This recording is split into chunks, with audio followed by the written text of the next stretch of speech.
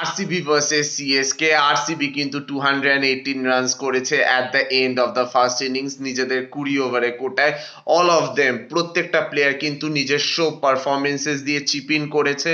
CSK কে এখন যদি জিততে হয় বা সিএসকে কে যদি টপ 4-এ মুভ করতে হয়, CSK has to score 200 runs.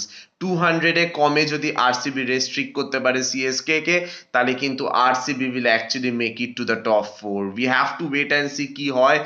Super duper excited, মানে can't be more excited for this game.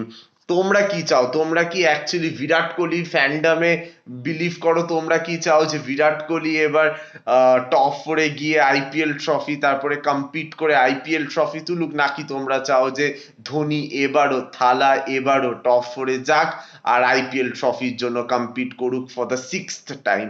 Who are you supporting? Let me know in the comments down below, guys.